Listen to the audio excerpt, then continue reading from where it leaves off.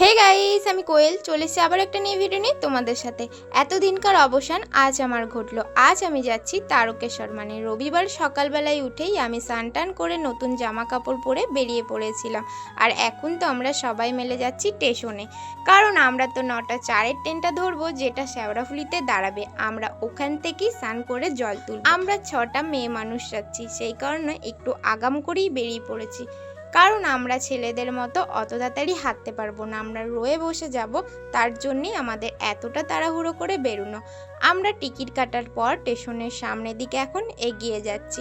চলে এসেছিল ট্রেন, আর ট্রেনে উঠে পড়েছি। আমরা তো ট্রেনের নিচে বসেছি, কারণ পা ঝুলিয়ে বসবো না। এখন থেকে তো বসে বসেই যাব, কারণ আমাদেরকে হাঁটতে হবে 42 কিলোমিটার।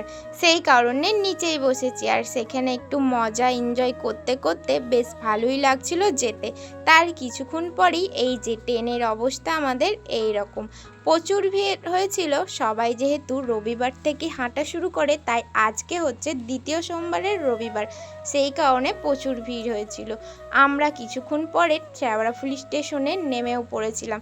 ট্রেনটা অনেকক্ষণই দাঁড়িয়েছিল, তার মধ্যে অনেকে নেমেছিল, আবার অনেকে নামতেও পারিনি। এখন তো আমরা কিছুক্ষণ দাঁড়িয়ে ভাবছিলাম কোন রাস্তাটা দিয়ে যাব।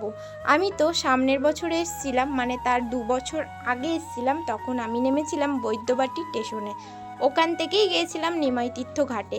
কিন্তু এই প্রথমবার আমি শেওড়াফুলি স্টেশনে নামলাম, আর সেখান থেকে এখন যাচ্ছি আমরা নিমাইতীর্থ ঘাটে। আমরা নিমাইতীর্থর ঘাট থেকেই স্নান করে জল তুলবো। তবে না, প্রত্যেক বছরের থেকে এই বছরের ভিড়টা প্রচণ্ড ছিল, আর এই বছরের সব কিছুই অনেক কিছু বেশি বেশি ছিল, যেই কারণে এই বছরে হাঁটতে অনেকেরই কষ্ট হয়ে গেছিল। আমি তো এখন হাঁটতে হাঁটতে যাচ্ছি নিমাইতীর্থ ঘাটের দিকে।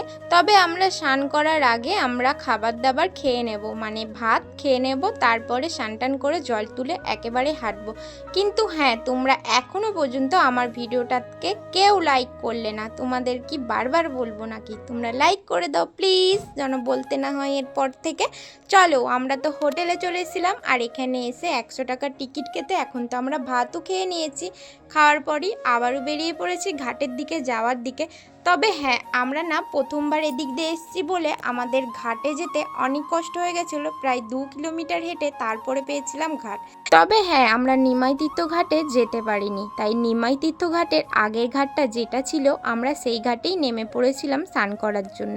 এই যে এই ঘাটটাতেই আমরা নেমেছিলাম। তবে আমরা ছিলাম 6 জন, সেই কারণে দুজন দুজন করে স্নান করে উঠেছি, কারণ আমাদের অনেক জিনিসপত্র ছিল, সেগুলো যেহেতু রাখতে হতো, আর এখানে রাখতে গেলে এক্সট্রা টাকা লাগতো।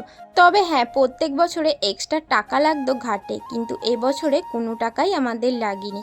আমি তো এখানে স্নান করে ঘটমট একদম রেডি করে রেখে দিয়েছি, আর কিছুক্ষণ পরেই বেরিয়ে পড়ব। এই যে আমরা এখন বেরিয়েও পড়েছি। তবে জানো তো, এই বছরে না আমরা একটু বৃষ্টি পাইনি বলাটা ভুল, পেয়েছি, তার সাথে প্রচুর রোদও পেয়েছি, আর এই রোদে হাঁটতে প্রচুর কষ্ট হয়েছে। আজকের এই ভিডিওটাকে এখানেই স্টপ করছি। পার্ট 2-এ এর দ্বিতীয় ভিডিও আসছে। ততদিন তোমরা ভালো থেকো, সুস্থ থেকো, টাটা, বাই বাই।